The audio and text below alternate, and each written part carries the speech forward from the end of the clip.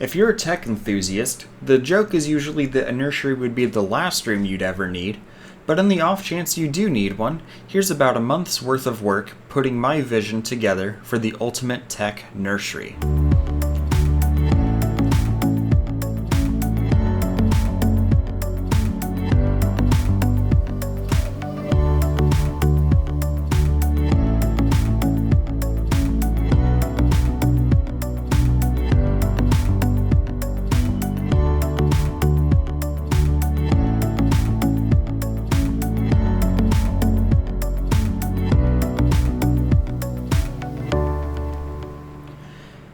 Our baby is not old enough to crawl yet, but our cat is. He protect, he attack, but most importantly, he thinks the baby's feet are a snack. I cannot for the life of me find any baby gates tall enough to keep the long jumpy boy out of the room. If I bought 2 gates to stick over each other, the doorway would become shorter than me, and it would cost close to $100. So I spent $30 on 2 rolls of PLA and another $12 on a 1/2-inch dowel rod from Home Depot, so I could make my own 1.5 meter tall baby gate. It attaches via command strips on either side of the door. There's no latch or lock currently, but it's not needed for the cat since he's had a traumatic experience trying to get through the gate once before. I teased him with a toy to make him try to get through to see if the gate was cat-proof enough. He may be a long boy, but he also a chonky boy. We've done 2 things to this changing table. The first was upgrading it to a gamer changing table because we added RGB. I glued on 2 feet worth of LED strip, and it works as a nightlight and allows diapers to be changed in the dark without turning on the way too bright ceiling fan lights. The other thing I added were drawer dividers. Because I have a full-size CR10 instead of something smaller like an Ender 3 or CR10 Mini, I can print 40 centimeters vertically, or just shy of 16 American inchworms.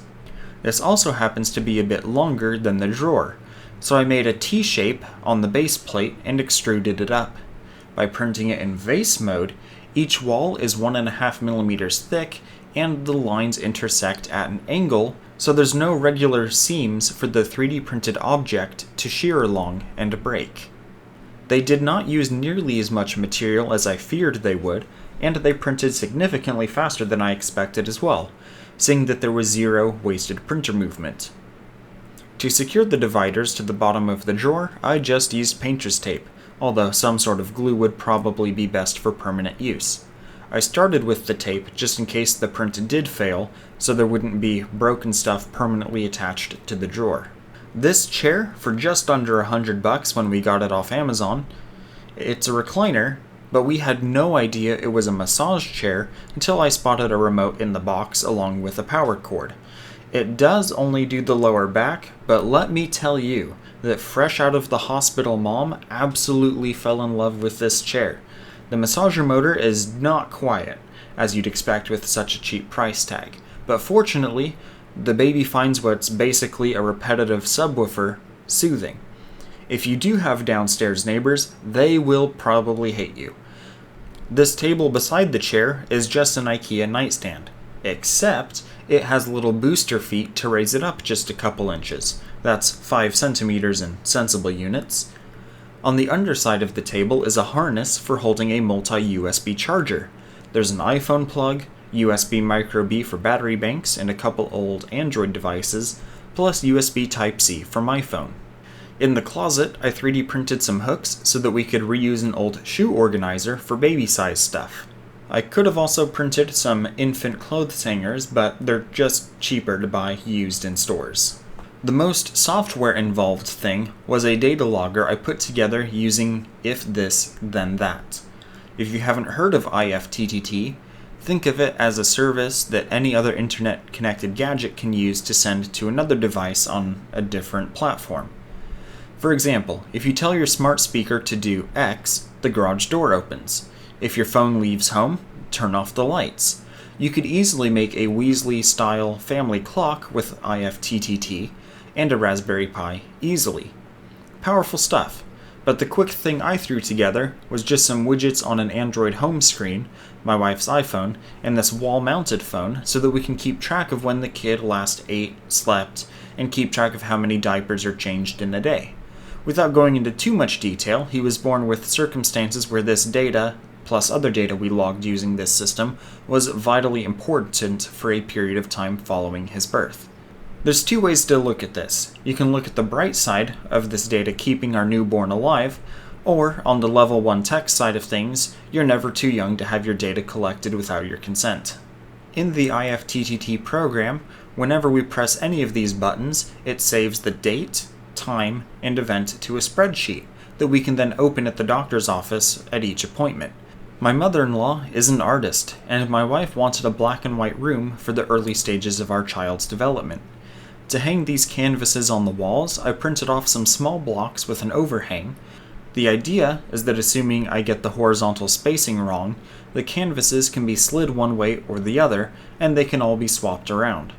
These blocks can also be command stripped to the wall if you didn't want to use nails.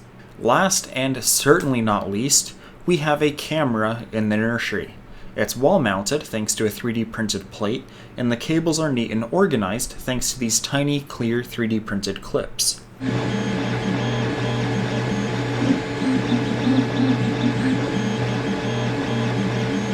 I would run them through the ceiling, but not everyone watching this would be able to do that, and the wires here could easily be painted to blend in too. I have a problem with many home security devices.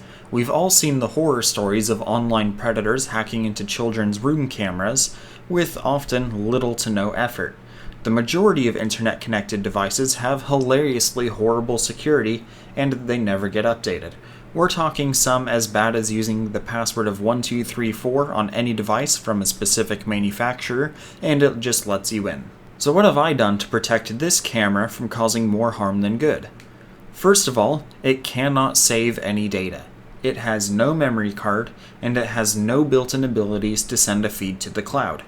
The Wi-Fi antenna has been soldered off, and the Ethernet cable goes to an Ethernet-only network with no outside internet access.